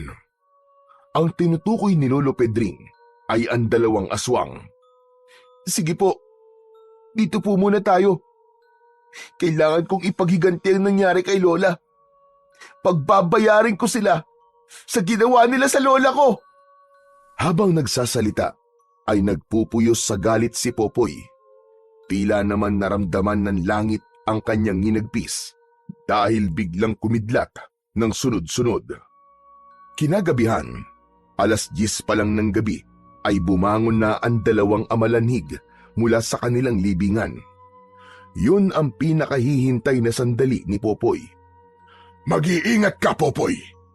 Kahit mistula na sila zombie, mabilis at malakas pa rin sila. Sa halip na magsalita, ay tinignan lang ni Popoy ang kanyang mga palad at pagkatapos ay naglabas siya ng kapangyarihan niyang kidlat mula sa mga yon. Pumasok sa isip niya na magkaroon ng sandata at kagad na lumikha ng isang nagliliwanag na sibat ang dagitab na lumabas sa kanyang kamay. Lihim siyang napahanga sa kakayahang taglay ng mutya na nananalaytay sa kanyang katawan. Pinaglaruan niya sa kanyang mga kamay ang sibat na hawak na animo ay isa yung baton. Hindi na hinintay ni Popoy na pasukin pa sila ng dalawang aswang. Siya na mismo ang lumabas para salubungin ang mga ito. Nang makita siya ng lalaking amalanhig, ay kagad siya nitong sinugod. Hawak ang sibat, sinalubong niya ito at sunod-sunod na inatake. Hindi siya tumigil hanggat hindi ito bumabagsak. Tumalsik ang aswang at humampas sa isang puno na nasa hindi kalayuan matapos niyang iwasiwas ng palang ang hawak niyang sibat. Bagamat hindi yun natamaan ng talim, naglabas ng matinding puwersa ang pag-atake niyang yun, kaya tumilapon ang amalanhig. Hindi na hinintay ni Popoy na muling makabangon ang aswang. Inihagis niya sa direksyon nito ang hawak niyang sibat at direkta yung tumama sa kaliwang dibdib nito. Kagad itong binawian ng buhay pagkatapos. Itinaas lang ni Popoy ang kanyang kanang kamay at bumalik sa kanya ang sibat. Sumunod niyang hinarap ang babaeng amalanhig. Naging mabilis lang ang paglalaban nila dahil kagad niya itong tinapos. Kagad din naglaho ang sibat sa kanyang kamay nang matapos na ang laban. Pinagtulungan nila ni Lolo Pedring na buhatin ang mga bangkay ng dalawang aswang at sinunog nila yon. Nang tuluyang maging abo ang katawan ng mga ito, ay sakalang nila nilisan ang lugar. Popoy, iho. Nakikiramay ako sa nangyari sa lola mo. Hindi ko alam na ganun pala katindi ang pinagdaanan mo bago kita natagpuan. Yun marahil ang isa sa dahilan kung bakit ka tinamaan ng mutya ng dagitab para magkaroon ka ng pagkakataon na maipaghiganti ang nangyari sa iyo. Si Lola Ising na lang po meron ako. Tapos nawala pa. Hindi ko na po alam ngayon kung saan po ako pupunta. Wala na po akong pamilya. Hindi mo kailangan mamroblema kung saan ka pupunta. Pwede ka manatili rito hanggat gusto mo. Alam mo, Popoy, sa totoo lang, sa maiksing panahon natin pagsasama, napamahal ka na rin naman sa akin, kaya hindi na iba ang tingin ko sa'yo. Hindi ko po ata kayang manatili po rito gayong alam ko po sa sarili ko. Nabuhay pa po ang taong dahilan kung bakit nangyari sa amin to. Kung ganon, ano ang plano mo? Babalik ka sa probinsya nyo? Sunod-sunod na tumango si Popoy bilang pagtugon. Kung ganon kailan mo babalak umalis? Bukas na bukas din po, Lolo Pedring. Lolo Pedring, gusto niyo po ba sumama? Hindi na. Hihintay na lang kitang bumalik. Yun ay kung gusto mo pang bumalik. Babalik po ako. Kapag hindi na po ako nakabalik sa loob ng 1 linggo, ibig sabihin lang po nun, ay nabigo po ako. Sino ba ang babalikan mo ron? Si Mayor ba o si Kapitan? Si Mayor po. Dahil siya po may kasalanan ng lahat. Kung hindi niya po inangkin ang lupa namin, hindi sana kami mapapadpad dito. Buhay pa sana ang lola ko. Sa nakikita ko, Popoy, malinaw na ginawa kayong pain ni Kapitan para magkaroon ng bibiktimahin ng mga magulang niya. Pero Lolo Pedring, baka naman po hindi niya lang alam na naging amalanhig na po pala ang kanyang mga magulang. Sa probinsya po kasi namin, kilala po siya mabuting tao. Kaya ang hirap pong paniwalaan na sinadya niya po kaming ipakain sa mga magulang niyang aswang. Imposible po eh. Kung hindi niya sinadya ang lahat, bakit kinailangan pa niyang ilibing ang lola mo sa likod ng bahay? Bago niya po kami iwan nun, sinabi niya pong babalik siya para dalaw-dalawin po kami. Baka po naabutan niyang ganun na po ang sitwasyon pagbalik niya. Kaya inilibing na lang po niya si Lola. At hindi ka man lang hinanap. Hindi mo ba iniisip yun? Lolo Pedring, baka po akala niya patay na rin po ko. Di ba sabi niyo nga po, aswang din po siya? Kung tutusin, kaya niya po kami saktan pero hindi naman po niya ginawa. Pero wag po kayo mag-alala. Pupuntahan ko pa rin po siya para alamin kung sinadya ba niya talagang ipakain kami sa mga magulang niya. O siya, sige. Basta mag-iingat ka, Popoy. Base sa naging kwento mo, mukhang masamang tao nga ang mayor nyo. Alam mo, ibang kalaban ng mga ganyang tao. Kung minsan, mas masahol pa sila sa mga kilala nating halimaw. Wala po akong pakialam kung gaano po siya kasama. Hindi po ako natatakot sa kanya. Pagbabayaran niya po ang ginawa niya sa amin ni Lola. Pinapangako ko yun. Masyado ka pang bata para mabuhay sa galit at sa pagnanais na magiganti. Ngunit hindi kita masisisi kung yan ang nararamdaman mo sa ngayon. Pero, Popoy, ayaw mo bang kalimutan na lamang ang lahat at mabuhay ng tahimik kasama ako? Lolo Pedring, kahit gustuin ko man po, hindi ko po kayang baliwalain na lang po ang lahat eh. Matatahimik lang po ko kapag nakita ko pong nagbabayad na sa kasalanan niya ang taong gumawa nito sa amin. Kung buo na talaga ang desisyon mo, hindi na kita pipigilan pa.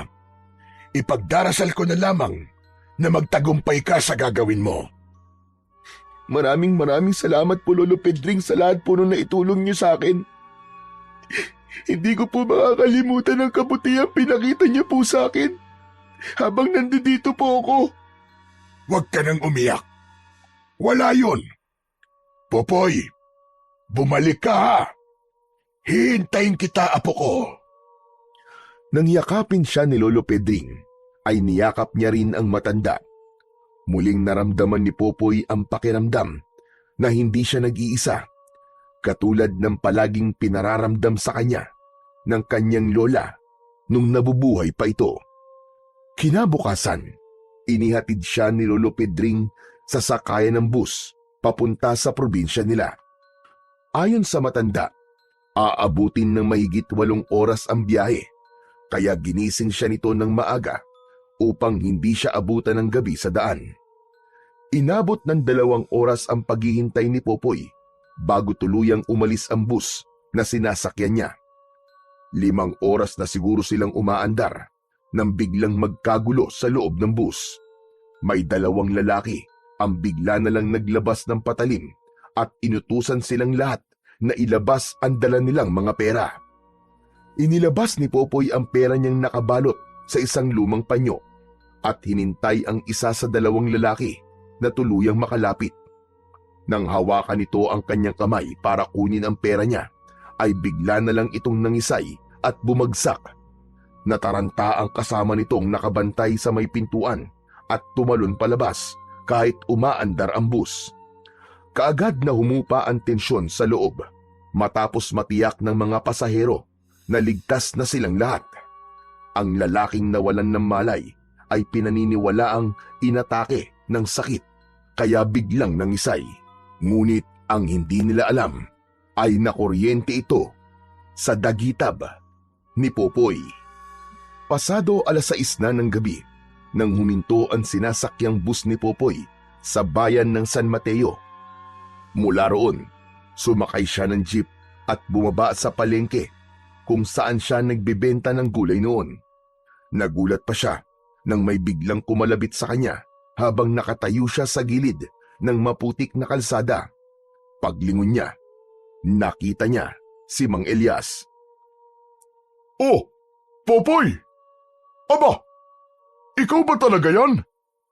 Bakas sa mukha ng matanda na hindi ito makapaniwala na nakatayo siya sa harapan nito. Mang Elias! Opo, ako nga po ito si Popoy. Kumusta na po kayo? Abay, mabuti naman. Ikaw, kumusta ka? Wala na ako naging balita sa inyo simula nung gabing yun. Abay, nasaan ang lola mo? Kasama mo ba? Mang Elias, wala na po si Lola. Ano? Wala na? Abay, bakit? Mahabang istorya po, Mang Elias eh. Pasensya na po kung hindi ko po masasabi sa inyo ang dahilan. Ganun ba? Ayos lang. May teka. Saan ka ba nang galing? Nakita kitang bumaba sa jeep. Saan ka ba tumutuloy ngayon? Sa tabi-tabi lang po. Kung ganun gusto mo bang tumuloy muna sa bahay ko? Ako lang naman mag-isa ron Ayos lang po ba sa inyo, Mang Elias? Abay, oo naman. Hindi ka na iba sa akin, iho. Alam mo naman magkaibigan kami ng lola mo, hindi ba? Dahil kailangan niya ng pansamantalang matutuluyan, hindi na tumanggi ang batang si Popoy sa alok ni Mang Elias na doon muna siya tumuloy sa bahay nito.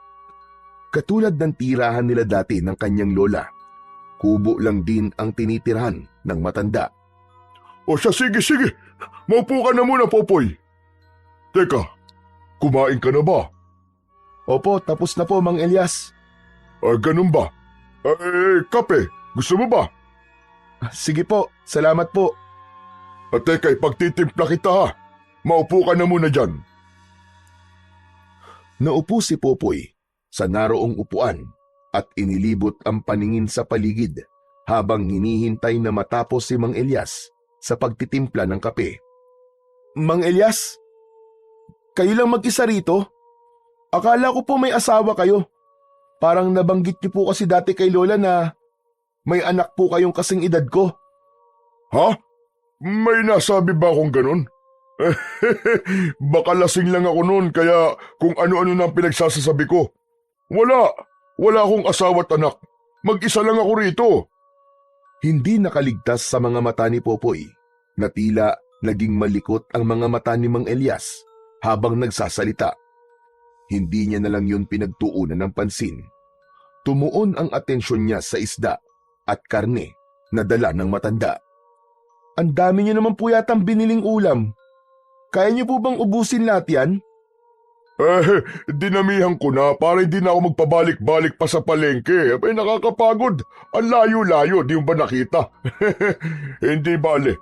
Nandito ka naman na. May kasama na akong uubos ng mga ito.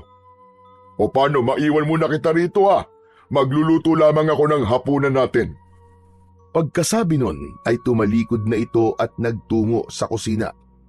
Habang abala si Mang Elias sa ginagawa, ay nakamasid lang siya rito. Pagkatapos nitong magluto, nakita niyang naglagay ito ng kanin at ulam sa isang plastik na baunan. Oh, luto na! Kumain na tayo para makapagpahinga ka. Alam ko na pagod ka. Naghain ng pagkain si Mang Elias sa hapagkainan at sabay nilang pinagsaluhan yon. Nang matapos ay nagboluntaryo siyang maghugas ng kanilang pinagkainan. Mauna na ako matulog sa'yo, Popoy ah. Maaga pa kasi akong pupunta bukas sa bahay ni Mayor. Sige lang po, Mang Elias. Salamat po uli. Pagkatapos maghugas, ay nahiga sa upuang kawayan si Popoy at pumikit. Pagsapit ng hating gabi, naramdaman niya na bumangon si Mang Elias at lumabas ng kubo. Nang matiyak niyang ilang metro na ang layo nito, ay saka lang siya dumilat at bumangon. Sumilip siya sa bintana at nakita niya itong tumatakbo papasok sa kasukalan, bit-bit ang pagkain na nakalagay sa baunan. Sinunod niya ang udyok ng kanyang isipan. Lumabas siya at sumunod. Nang makita niyang pumasok si Mang Elias sa loob ng isang kuweba, ay hindi niya na ito sinundan pa. Sa halip, hinintay niya itong makalabas bago siya pumasok sa loob. Bagamat tahimik sa loob, ramdam ni Popoy na merong kakaiba sa paligid. Nagpatuloy siya sa paglalakad hanggang sa makarating siya sa pinakadulo kung saan may nakita siyang 4 na estatwa ng tigre na nasa 4 na sulok ng kuweba. Tumuon ang atensyon niya sa kulungan na nasa gitna. Sa loob nun ay merong 2 babae na nakakulong, isang may edad na at isang bata na sa hula niya ay kasing edad niya. Sa kabila ng sinabi sa kanya na huwag siyang lumapit, ay humakbang pa rin siya palapit. Nang hawakan niya ang kulungan, ay biglang humarap sa kanya ang isa sa 4 na estatwa at nagulat pa siya nang maglabas yun ng pana mula sa bibig. Dahil hindi niya yun inaasahan, natamaan siya sa kanang braso. Itinaboy siya ng isang babae at sinabing pare-pareho silang mamamatay sa oras na tangkain niya silang ilabas sa kulungan. Hindi niya pinansin ang sinabi nitong yun. Sa halip ay hinawakan niya ang kandadong bakal at sinimulang kalagin. Dahil sa ginawa niyang yun, sabay-sabay na humarap sa direksyon nila ang 3 pang estatwa at sunod-sunod na naglabas ng pana. Inilabas ni Popoy ang kidlat niyang sibat at sinangga ang mga yun. Sige na! Tumakas na kayo! Sigaw niya sa mag-ina habang abala siya sa pagsangga sa mga pana upang walang matamaan sa kanila. Lumabas ang 2 sa kulungan at magkahawak kamay na tumakbo. Nang matiyak naman ni Popoy na nakalabas na ang 2, bigla niyang ibinaon sa lupa ang dulo ng kanyang sibat at naglabas yun ng malakas na puwersa na yumanig sa buong paligid. Bumagsak ang mga estatwa at kasabay nun ay nagsimulang gumuho ang lugar. Simbilis ng kidlat niyang nilisan ang loob ng kuweba bago pa yun tuluyang gumuho. Sa labas ng kuweba, naroon at naghihintay sa kanya ang 2 babae. Manang, pamilya po ba kayo ni Mang Elias? Ligtas na po kayo! Nilapitan niya ang 2 at sabay-sabay silang naglakad palabas ng kakahuyan. Pagdating nila sa bahay ni Mang Elias, bakas sa mukha ng matanda ang pagkagulat nang makita kung sino ang mga kasama niya. Nang makabawi sa pagkakabigla, ay nilapitan nito ang mag-ina at niyakap. Nagdesisyon si Popoy na magpahangin sa labas at iniwan ng 3. Makalipas ang ilang minuto, ay nilapitan siya ni Mang Elias. Popoy, maraming salamat sa pagliligtas mo sa mag-ina ko. Kung alam mo lang kung gaano ako kasaya ngayon. Sila ang buhay ko, Popoy. Matagal ko na silang gustong ialis sa impyerno na yon. Pero wala akong magawa. Garalgal ang boses ni Mang Elias habang nagsasalita. Pero Mang Elias, ano pong ginagawa nila ron? Sino po nagkulong sa kanila? Bago ko sagutin ang tanong mo, may aaminin muna ako sa'yo. Malaki ang kasalanan ko sa'yo at sa lola mo. Natigilan si Popoy sa kanyang narinig. Ano?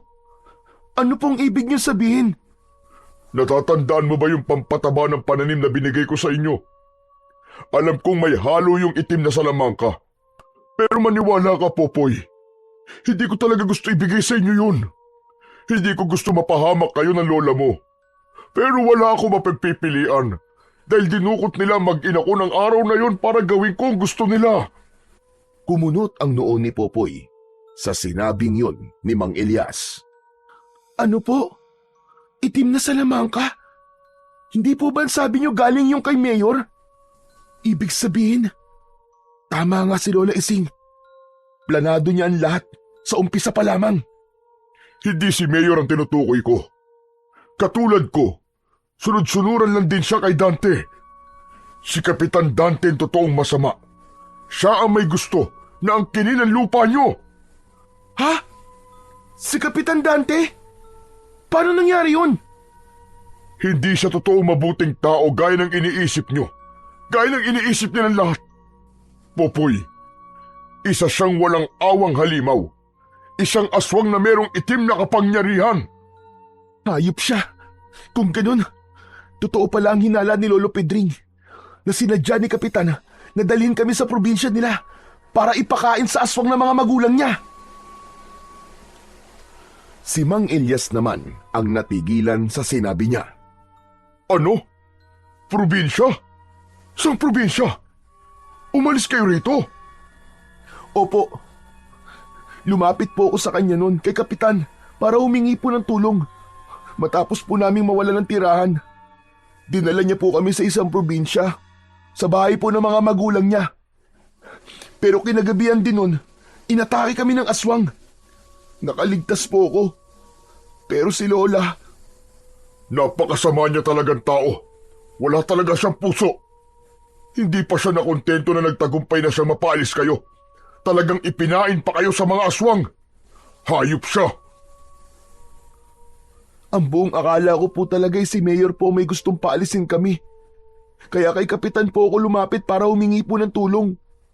Sa ginawa ko pong yun, ako na rin pala ang naglagay sa buhay namin sa panganib. Pero Popoy, paano mo nagawang makaligtas? May tumulong ba sa'yo? Tumakas po ako para sana humingi ng tulong. Pero hindi na po ako nakabalik dahil nahulog po ako sa bangin. At tinamaan po ako ng kidlat. Nakita po ako doon ng matanda na ang pangalan po ay Lolo Pedring. Tapos, dinala niya po ako sa kanila. Nagising na lang po ako nang wala po akong maalala. Kahapon nga lang po bumalik ang alaala ko eh.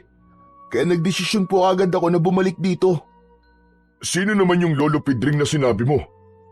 Yun nga po, siya nga po yung nagligtas sa akin. Nakita niya po akong walang malay sa ilalim ng bangin kaya inuwi niya po ako at ginamot. Teka, Popoy. Tama ba ang narinig ko sa'yo?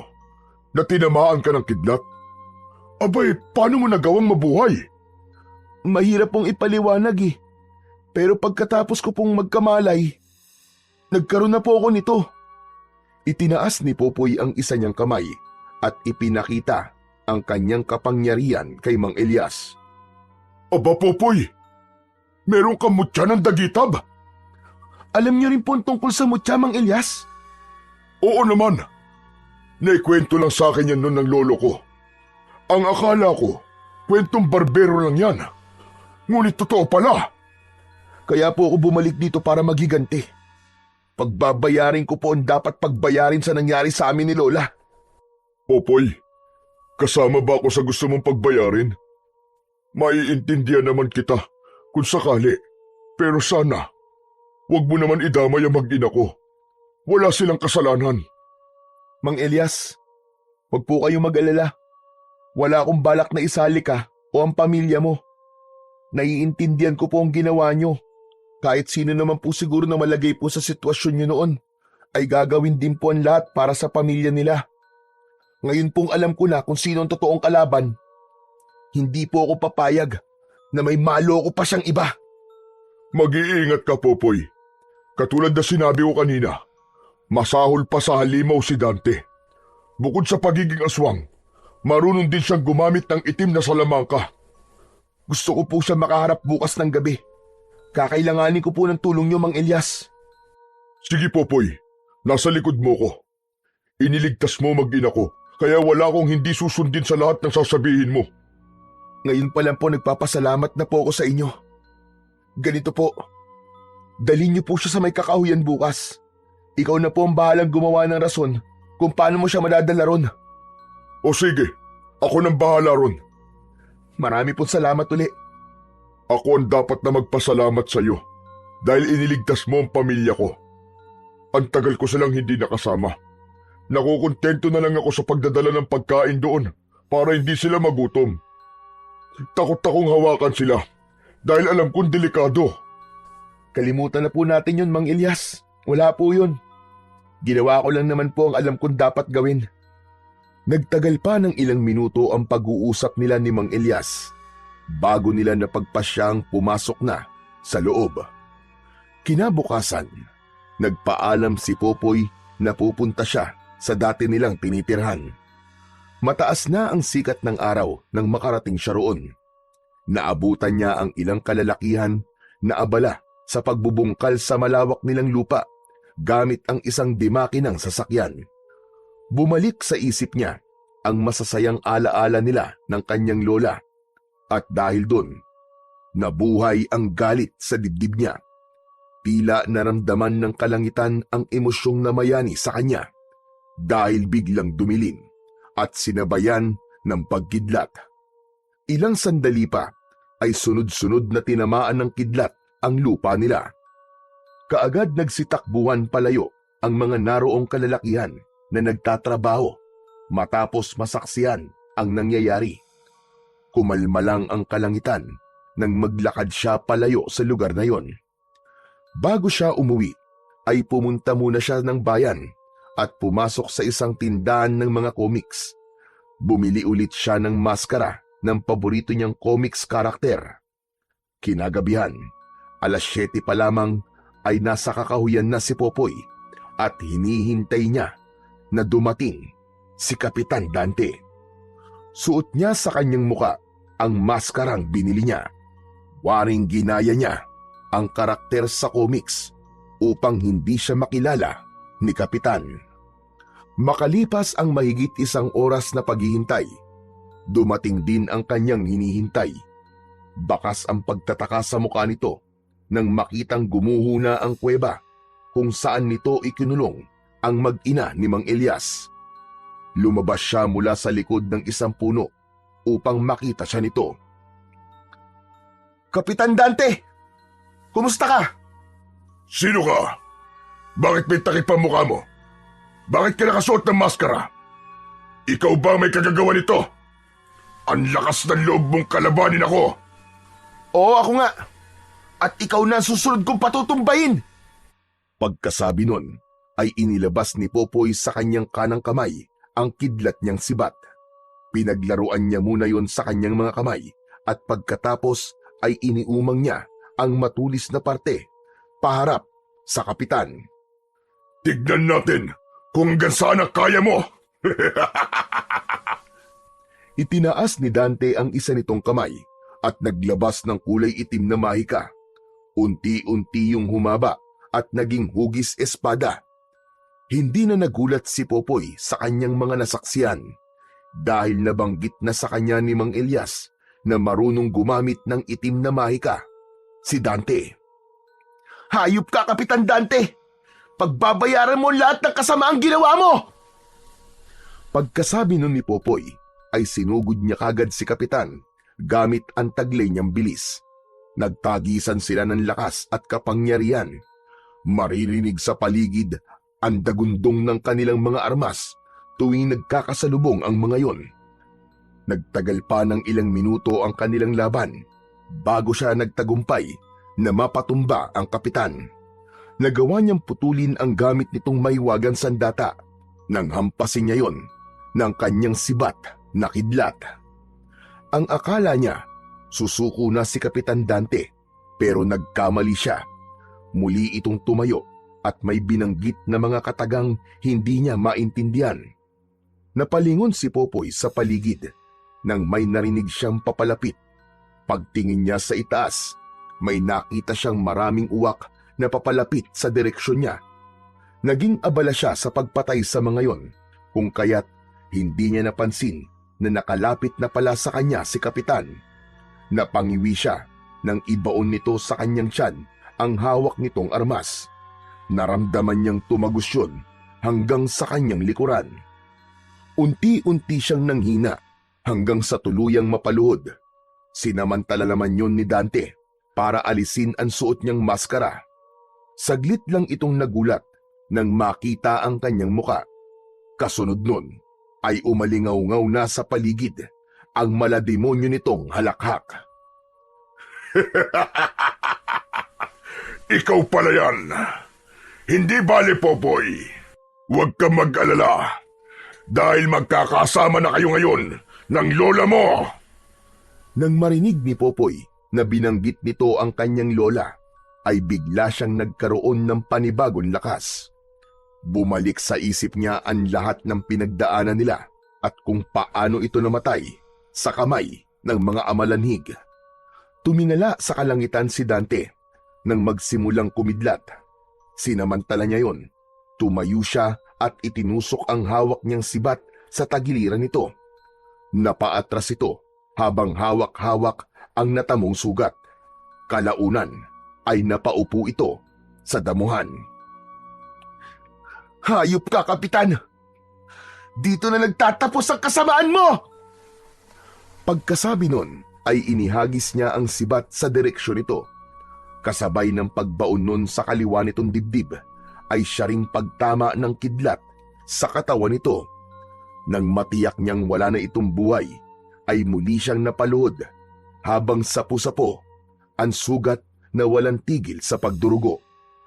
Nasa paligid lang pala noon si Mang Elias at kaagad itong lumabas at lumapit sa kanya matapos nitong makita na natalo na ng bata si Dante. Popoy! Popoy! Kailangan mo magamot.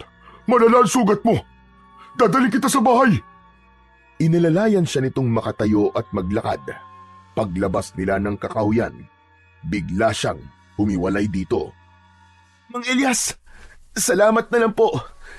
May kilala po ako manggagamot. Sa kanya na lang po ako magpapagamot. Salamat po sa ginawa niyong pagdadala rito kay Kapitan. Pero grabe ang sugat mo, Popoy. Delikado. Kaya mo ba magpunta ron na mag-isa? Opo, kayang-kaya ko po, Mang Elias. Sigurado ka? Kung ganun hindi na kita pipigilan pa. Mag-iingat ka, Popoy. Maraming salamat sa ginawa mong pagliligtas sa mag-ina ko. Pagpalain ka nawa ng Diyos. Salamat po. Tumangulang si Popoy at nagsimulang humakbang palayo. Makalipas ang halos isang araw, natagpuan ni Popoy ang kanyang sarili na nakatayo sa tapat ng bahay ni Lolo Pedring. Nanghihina pa rin siya, kung hindi marahil sa mutya ng dagitab na nasa kanyang katawan, ay baka kanina pa siya binawian ng buhay. Itinaas niya ang kanyang kamay para sana kumatok. Subalit hindi pa man yun sumasayad, ay bumukas na kagad ang pinto at sumalubong sa kanya ang matanda. Magandang umaga po. Magpapagamot po sana. Natawa si Lolo Pedring sa sinabi niyang yon. Kung aalis ka lang din ulit, sa oras na gumaling ka na, ay hindi ang sagot ko. Si Popoy naman ang natawa sa matanda. Wala na pong dahilan para umalis po ako, Lolo Pedring.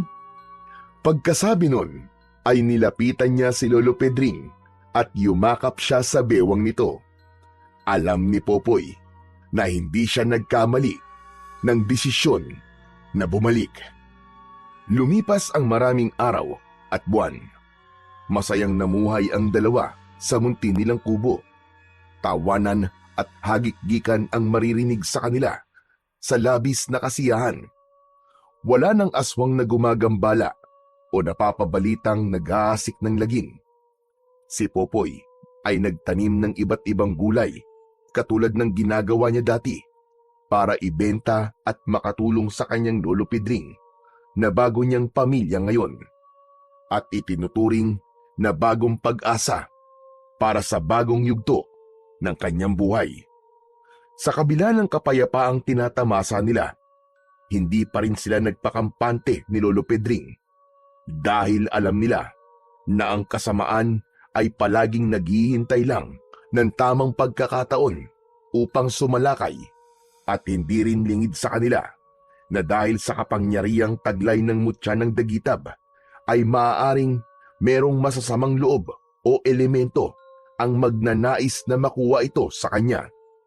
Ngunit naniniwala ang batang si Popoy na hanggang buo ang pananampalataya niya sa Diyos at sa kanyang mutya at sa pagmamahal niya sa kanyang Lolo Pedring ay hinding-hindi magtatagumpay ang kasamaan laban sa kabutihan.